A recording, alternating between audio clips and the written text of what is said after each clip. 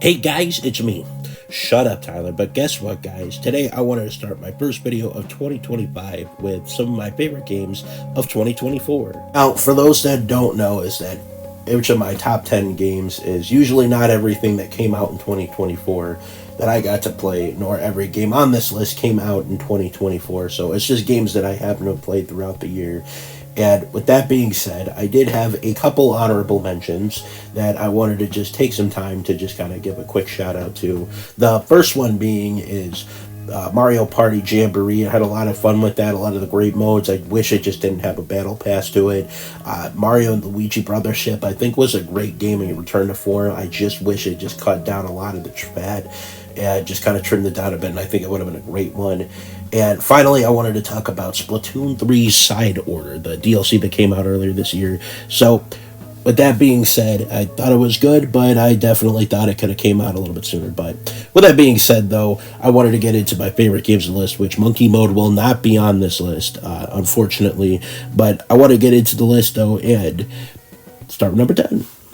Holcomb Punch!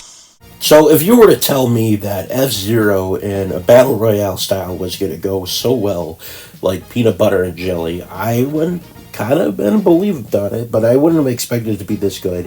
F-Zero 99 is one of Nintendo's takes on the Battle Royale format, like Fortnite kind of popularized, 99 players in this, but instead of like shooting people, you're racing on a track where you can take out people, race, and you have a lot of customization with this too, which is really great. A lot of my friends and I got to play this in Luigi Day, and we had a great time playing this. The only reason I ranked at number 9 is there really isn't much content other than just like some seasonal events, but still, I thought it was a good time.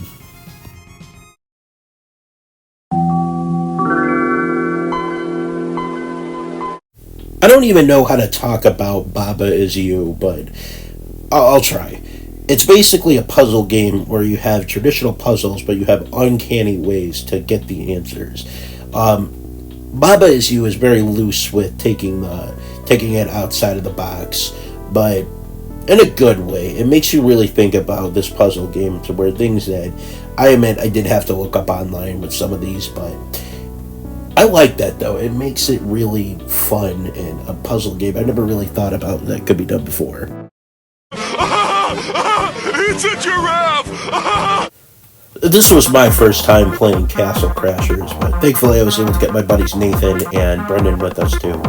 We had a lot of great inside jokes with this too, and it's really fun, like medieval beat 'em up with it, where you have a lot of variety with it too, like spells and attacks and stuff. But it also is neat because you have skill trees that like you build up and grow with it too. I admit, I think I'm only putting this on here because I just had such a great time playing with Brendan and Nathan, but it was such a fun time. I actually would not mind playing this again someday, but still, I think it was notable to put on my top 10 list this year. Drill! Pepper Grinder is an action platformer in a short but constant game where you're basically going to A and B, kind of like the drill power-up from Sonic Colors.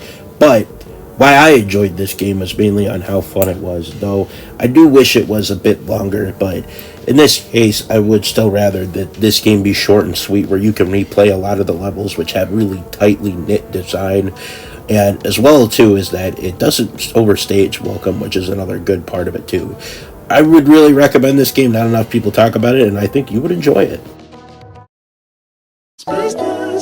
Sea of Stars feels like the predecessor of classic RPGs like Final Fantasy IV and Chrono Trigger, among others, with beautiful pixel art and a fantastic OST to just listen to.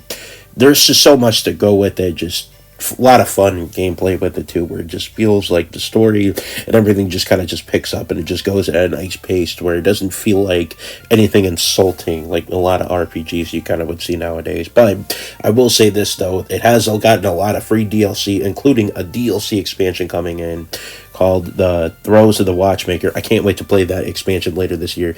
Give it a try. I would wait until it comes out, until you play this. Super Mario RPG. Super Mario RPG is just so compact and non-stop. I'm surprised more RPGs like it don't try to take notes from this. Interesting characters and locales from the Mushroom Kingdom, and definitely a lot more attention needs to be put on the new characters that they put in. This game was like 20 hours, and I was just so enthralled with it the whole time. I just wish that there was just more RPGs that would just keep it like this, short and sweet. Great game. Marvel vs. Capcom 2. Marvel vs. Capcom 2 is just fucking legendary, okay? Not only defining 3v3 fights, but also being one of the first 2.5D fighting games. Just one of the best lineups for a fighting game. Just have a bunch of characters from both Marvel's history and a bunch of Capcom franchises just coming together and just making some solid gameplay and some great soundtracks. And honestly, even this game being 20 plus years old, it is still reigning supreme, and I am so glad new generations of players can finally get to play this masterpiece. This dude did a 10-hit combo! As of recently, we really have been back in a fighting game renaissance, and Tekken 8 is out here fighting the good battle. Great gameplay and Tekken goodness that I just love so much, like what I talked about earlier last year. I've been playing Tekken 8 throughout 2024, and I just love the characters that they've been putting in here. I would have been number one if it wasn't for the fact that they put battle passes in 2 different game currencies with this and a fighter's pass. But still, I would love to see Lei Wulong and Kunimitsu come back, and I can't wait to see the rest of the characters come out. Shadow Generations was just a great callback and honestly replay of the original Sonic Generations. I gotta be honest, Sonic Generations is one of my favorite Sonic games, period.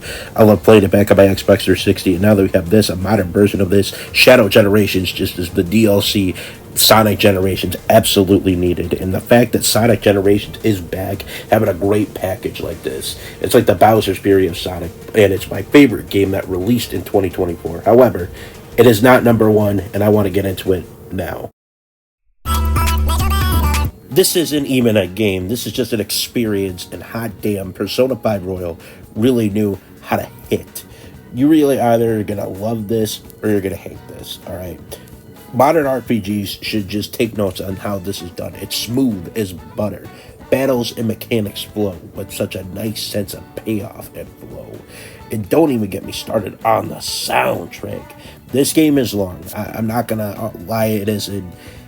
It took me 140 hours on my playthrough to beat, but I think out of the only time that maybe playing like 8 out of 10 hours, I just found were just meh. The other like 130, I just found a great time to play. I gotta say, this is probably like my top 3 favorite RPGs. And if you gotta play it, it's half RPG, half social sim. You're gonna love it. Just give it an try.